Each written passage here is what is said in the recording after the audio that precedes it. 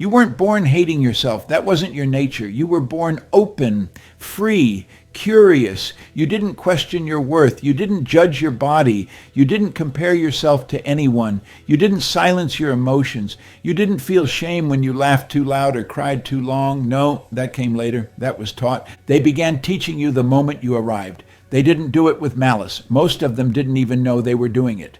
But it happened. They gave you love with conditions. They praised you when you pleased them. They ignored you when you were simply being yourself. They called you too sensitive, too much, too needy, too loud, too quiet, too emotional, too dramatic, too lazy, too weak, too different. And each time something inside you dimmed. The message wasn't in the words alone. It was in the silence, the withdrawal of affection, the raised eyebrow, the dismissive tone, the angry sigh, the cold shoulder. And slowly you began to question yourself. You began to doubt your natural state.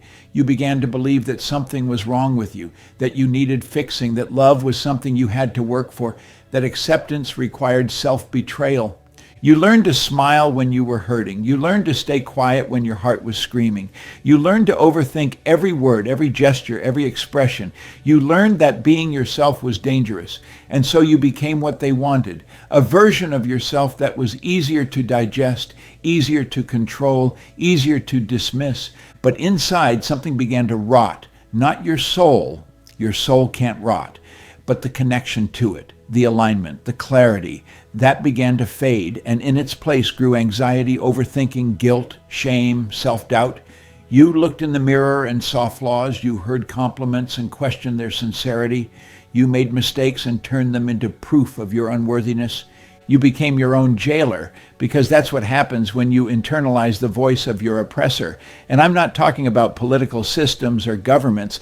I'm talking about the deeper oppression, the spiritual kind, the one that convinces you that you are the enemy, that your truth is dangerous, that your body is shameful, that your needs are too big, that your dreams are unrealistic, that your voice is annoying, that your desires are selfish, that your wounds are burdens. But here's what they never told you. None of that was yours. The shame, the doubt, the guilt, all of it was planted in you, installed, programmed. It was passed down like a virus from generation to generation, from parents who never healed, from teachers who never questioned the system, from religious figures who confused control with guidance, from media that profits off your insecurity, from cultures built on hierarchy and fear.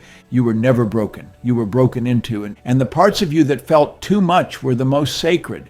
Your sensitivity wasn't weakness, it was spiritual radar. Your emotions weren't irrational, they were signals from the soul. Your desire to be seen wasn't vanity, it was a longing for connection.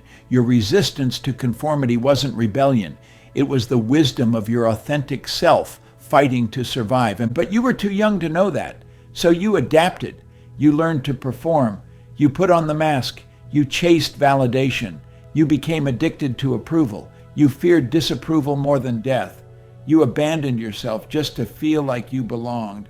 And now, here you are, an adult, with a voice that trembles when it should roar, with a body that aches with tension you never gave permission to carry, with a mind that races in circles, chasing an invisible standard you never agreed to, with a heart that still doesn't believe it's enough. But here's the truth you need to swallow, even if it burns going down. You were taught to hate yourself. Not in a classroom, not in a lecture, but in 1,000 subtle, invisible moments. And if it was taught, it can be unlearned. That's the journey now. Not to become someone new, but to remember who you were before the world told you who to be, to return, to come home, to strip off the layers of false identity, shame, and fear, to look in the mirror and see not your flaws, but your freedom, not your pain, but your power. And yes, it will hurt, because healing is not a gentle process. It is a sacred fire that burns away the lies. It is grief for the years you lost. It is rage for the child they silenced. It is mourning for the parts of you that never got to breathe. But that pain is sacred. It's not a sign that you're broken, for it's a sign that you're waking up. And as you wake up, the voices will fight back. The inner critic, the self-saboteur, the imposter. They will scream, they will mock, they will try to drag you back into the cage. But you have to remember, Those voices are echoes. They are ghosts. They are remnants of a system that no longer has power over you unless you feed it. You are not your thoughts. You are the one hearing them. And the more you stop believing them, the weaker they become. This is the real revolution. Not outside, inside. Reclaiming your mind, taking back your story, daring to love yourself so fiercely that no external force can make you doubt your worth again. Because your worth isn't up for debate. It isn't conditional. It isn't dependent on your productivity, your appearance, your income, your relationships, or your performance. It is inherent, untouchable, divine. And if no one ever told you that before, let me be the first. You are enough right now as you are. Not when you lose weight, not when you get the job, but not when you fix everything. Now, you don't need to be healed to be lovable. You don't need to be perfect to be worthy. You don't need to be strong all the time to be respected. You just need to be real. And the most real thing you can do is stop running and stop performing, stop hiding, and take a deep breath. Put your hand on your heart and say, I'm coming home, not to the version of you they created, but to the you that was buried, the wild you, the emotional you, the tender you, the fierce you, the divine you, because you weren't born to hate yourself. You were born to remember that you are a miracle, to return to the love that made you, to live from that truth and never again apologize for it. This is your return, not to society and not to the mask, but to yourself. Welcome home.